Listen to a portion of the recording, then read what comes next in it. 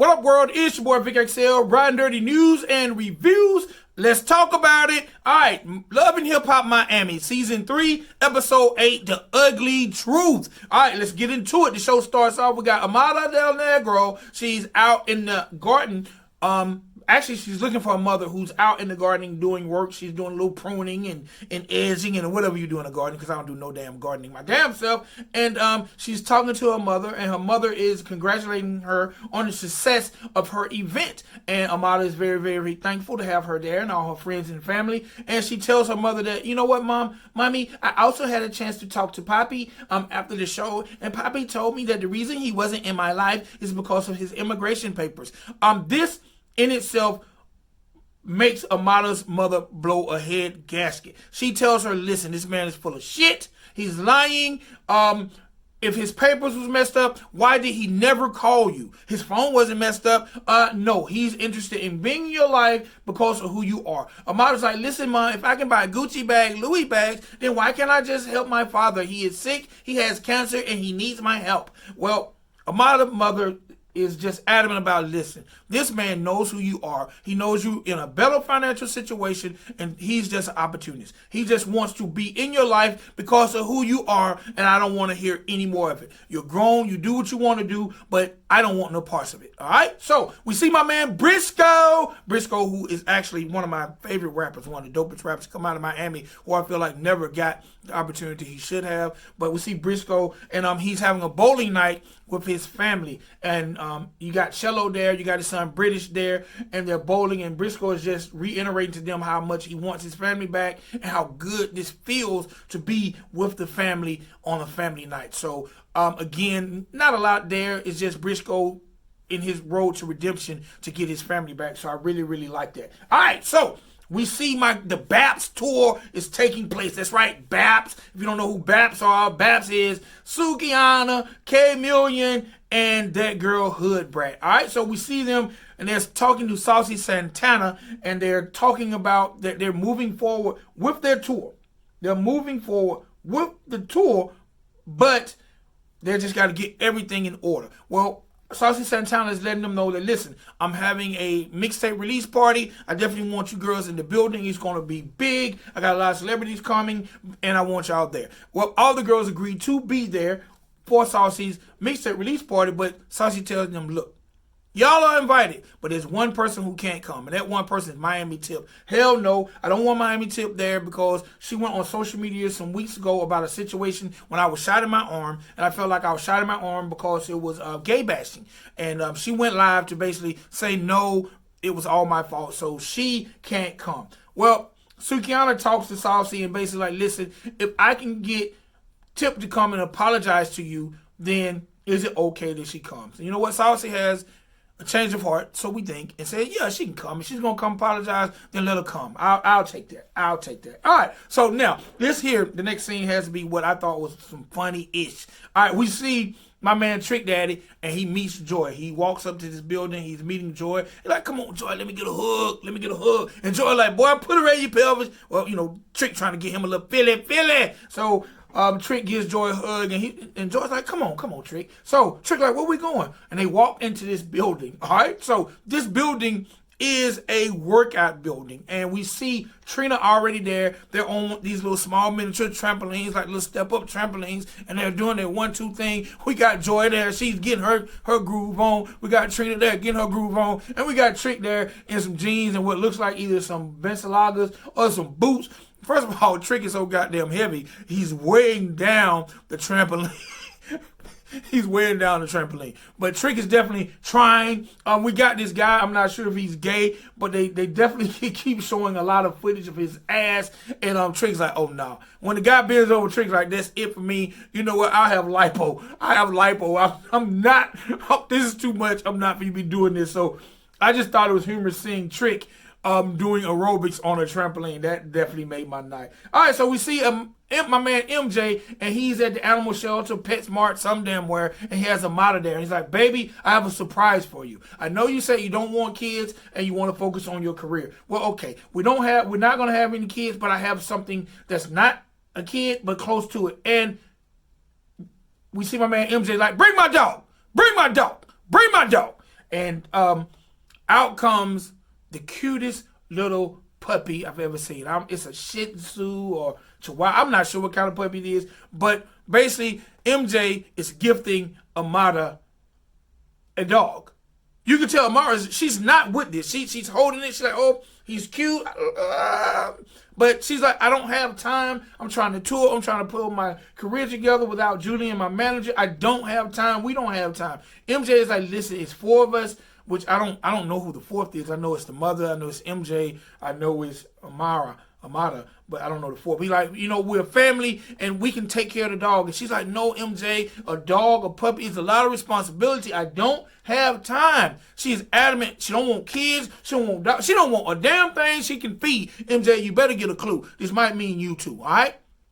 You better get a clue. The lady don't want no kid. She don't want no dog. You need to fall back, sir. You need to fall back. You can't not put this dog on this lady because the dog is going to be neglected. As cute as the dog may be, no. A lot of people just don't want nothing to take care of when they're pursuing their career. You must ain't got no career, MJ, because you pushing hard as hell. Well, in the midst of this, as she said no to the dog, MJ says, also, baby, I want to talk to you about something else. I know you just got rid of Julian, and I know that you're looking for a manager, but how about you letting me be your manager until you find a full-time manager? I told y'all this was coming. I told y'all. This man's an opportunist, and he's trying to get in there. Yeah, get in there. He's trying to get in there and be her manager. All right, you know what? I know this is scripted reality, but if y'all could have seen the damn look on Amada's face when he asked to be her manager, I don't think that was scripted, because she looked like, what in the holy fuck are you talking about? She's like, you know what? I'm not saying yes. I'm not saying no. We'll talk about it later. And it ends there. All right, now, for the most ridiculous scene of the week portion of my show, we see Babs, Sukiana,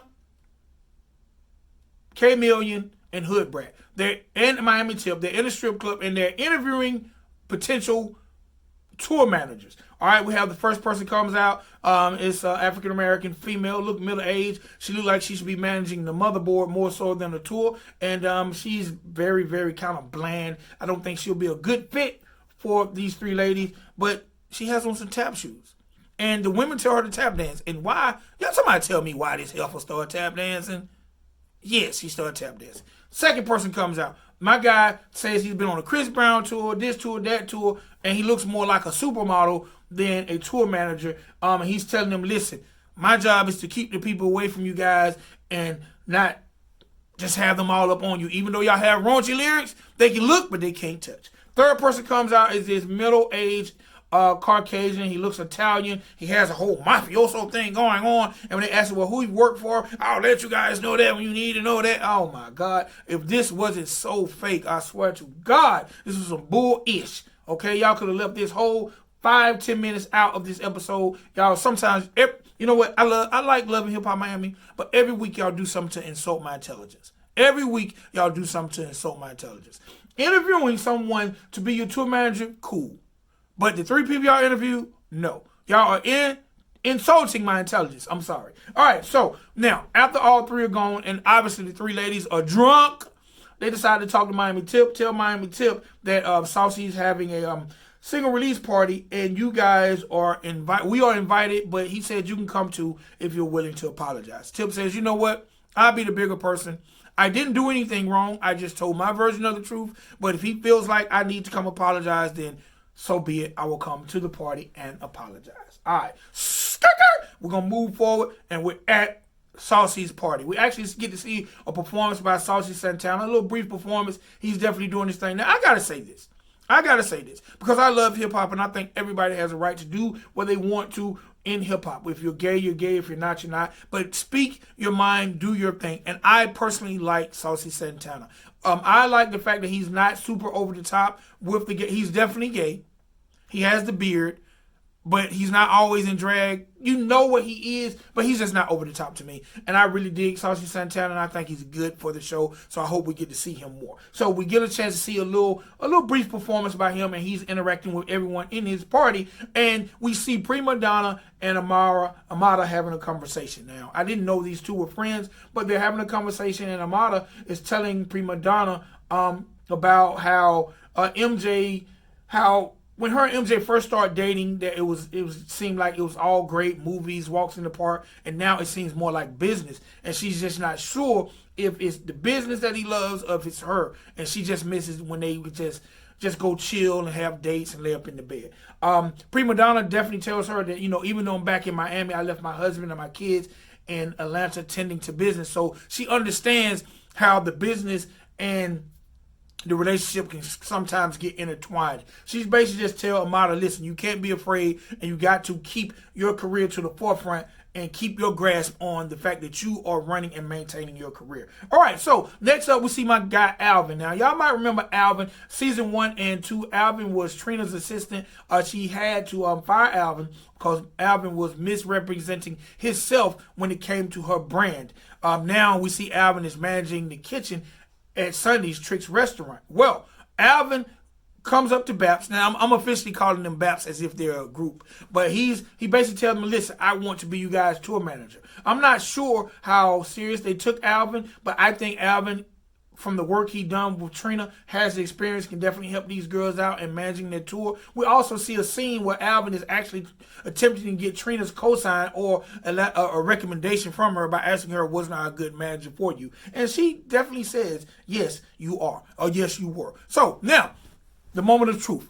We see my girl Miami Tip. She's walking up to the party. She gets to the front door. Security is there. Security meets her, and there's a picture on the wall that says no trespassing. And on the picture, it's a picture of Miami Tip. The security looks up and like, hold up. Ain't that you? Ain't that you? Oh, no, it's no trespassing. You cannot come in this event. So basically,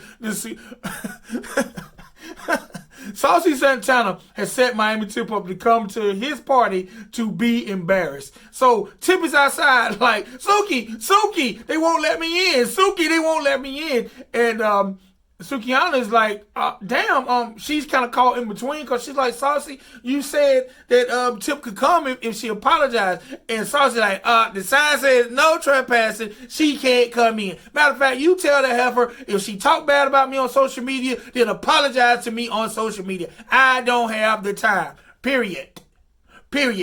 One more. Period. So basically, Saucy Santana set up Miami Tip to come and be embarrassed. So Suki is kind of like, she don't want to be in the middle of it. And Suki like, shit, I'm in here drinking free drinks. I'm getting lit. I ain't got nothing to do with it. So we basically see Miami Tip leave the premises. Miami Tip, we see Shay come out, who's at the party. Suki come out. Everybody's coming out, talking to Miami Tip. And Miami Tip like, you know what? I ain't got time for this. I got to pee anyway. And she leaves. So I thought it was kind of funny that they had these no trespassing signs up with Miami Tip's face on them. So that was kind of funny because everybody was at the party. Trick, Briscoe, everybody was there. They got Miami Tip all dressed up with no place to go. All right, so as the show comes to the close, we see Prima Donna, and she's taking a little trip back to her old neighborhood, and basically they're going to be tearing down her neighborhood, and she's having a meeting or just a little reminiscent session with a friend of hers, Annie. She say Annie is like her OG, and basically she's talking about how, I definitely came from this place, and even though now I'm a successful entrepreneur and businesswoman, I'll never forget where I came from. And Annie is just letting her know how proud she is of her. And Prima Donna tells Annie, like, I ran into MJ, he has a new girl now. And Annie's like, oh, really, MJ? Well, come to find out, Annie is MJ's former lover. And she's like, well, I hope MJ doesn't do his new girl Amada like he done me. And Prima Donna's like, what do you mean? And she's like, well, MJ, when he was pursuing his music career, I was funding everything. I was paying studio time. I was flying him to California. I was basically footing the bill for him to pursue his music career. And when the money ran out and I had to get a job, MJ refused. So basically, she just lets Prima Donna know that what I felt like, that MJ is a possible user. Now, whether he's reformed or not, we don't know. But she's just saying, I hope this is not what he has in store for Amada. So all I can tell you is we gon' see. But that girl Annie definitely dropped the T on MJ. And she just reconfirmed some things that I already seen and noticed. All right, so that's it for Love and Hip Hop Miami Season 3, Episode 8, The Ugly Truth episode. It was pretty cool. I liked it. There's some definitely high points in there. Some things I'm definitely looking forward to see as things unveil. All right, it's your boy Vic XL. This is Riding Dirty News and Reviews. Y'all make sure y'all hit that like button. Please subscribe to my channel. Leave some comments. Let's talk about it. Peace.